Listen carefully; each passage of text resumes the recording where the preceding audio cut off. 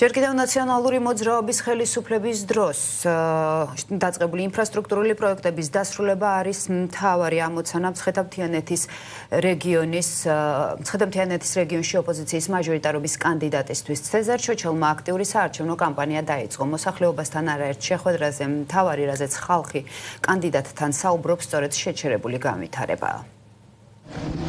ცეზარ ჩოჩელმა საარჩევნო კამპანია დღეს სწორედ იმ რაიონიდან დაიწყო, სადაც 2012 წელს მთავარი პროექტების შეჩერება მოუწია. დაბა თიანეთის მცხოვრებლების პრობლემები მაჟორიტარობის კანდიდატისთვის უცხო და ახალი არ არის, თუმცა მაინც ყურადღებით ისმენს და გადაჭრის გზებსაც თავაზობს. აუცილებლად შეიძლება იქნება უკეთესობა. დიდი იმედი მაქვს და ნახო.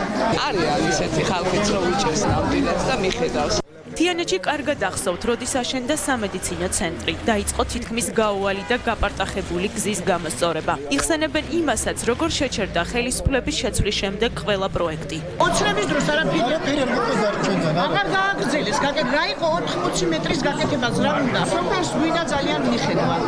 წყალი არ აქვს, წყალი სოფელში. ჩემი ზალებით ამა გამოყვანილი მე და ჩემმა მეუღლემ გავთხარეთ ჩემი ზალით წყალი. ყოფილ გუბერნატორს კი ყველაზე მეტად გული საერთო საცხოვრებლის შენობაზე სწყდება, რომელიც გაარემონტა, მაგრამ შიგნით უსახლკარო ოჯახების შესახლება ვეღარ მოასწრო. ეს შენობა დაგვრჩა კარკასულ მდგომარეობაში, გავაკეთეთ შემდეგ, რომ გაგვენაწილებინა გაჭირვებული მოსახლეობისთვის. 160 ოჯახზე იყო გათვლილი თავის დროზე. დაემთხვა ზუსტად შენობის დასრულება არჩევნების მიმდინარეობას და მაშინ არ შეიძლებოდა ეს თვლებოდა მოსყიდვაში. ამიტომ სია იმ ადამიანების, ვის უნდა გადასცემოდათ ეს ბინები, დავტოვეთ შენობასთან ერთად. ეს ხალხი ისე იმ შეჭირვებულ მდგომარეობაშია, ეს შენობაც დარჩა უპატრონოდ. სანამ საერთო საცხოვრებლის შენობა ინგრევა თიანეთის მუნიციპალიტეტში ათობით ოჯახს ავდრის ეშინია, რადგან მათი საცხოვრებლის სახურავი წყალს ვერ აკავებს.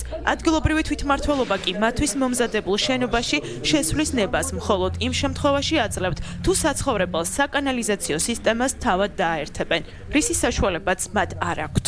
ერთად ახსოვს 6. რო შეიცვალა ეს მთავრობა რო სხვა მეჭაური რომ მოიდა იმანა რომ შედითო შულობა პრობლემა არ არისო ისო მაგრამ კანალიზაცია მანდ არ არისო ტუალეტი მანდ არ არისო რა და მე თქვენ ხარჯებით მოგიძებს გავაკეთე ვერ ამუშავებ ვერას ყველაფერი დავკარგე რაც მქონდა და ჩემი აქ გაცივდა და მოკვდა პატარა ვაგონით გიხოცები მეც არაფერს არ აქვს გიხოცები და მე დაგეხმარებით აუცილებლად საერთო საცხოვრებელი ერთადერთი პროექტი არ არის, რომელიც მმართველმა გუნდმა შეაჩერა. ადგილობრივი ოპოზიციის წარმომადგენლები გვიყვებიან, როგორ დაიწყო სიონის ტბის მიმდებარე ტერიტორიისა და გზის რეაბილიტაცია, მაგრამ ქართული ოცნების გამარჯვებისთანავე შეწყდა. დღეს კი ტბის ტურისტული პოტენციალი სრულიად აუთვისებელია. სიონში უნდა მომხდარიყო სრული რეაბილიტაცია, უნდა დაწყებულიყო ბინების, სახლების, ქუჩის მთლიანი ცენტრალური ქუჩის რეაბილიტაცია, რომ უფრო მიმზიდველი გაგვეხადა აქ ჩამოსვლელი დამსვენებლებისთვის. დღეს აი ეს კარგი რესურსი არის აბსოლუტურად გამოუყენებელი. არ არის ტუალეტი, არ არის ნაგვისურნა, არ არის და დამენზურება ხდება იმ გარემოში, სადაც დამსვენებელი ისვენებს და მეორედ აღარ მომდის.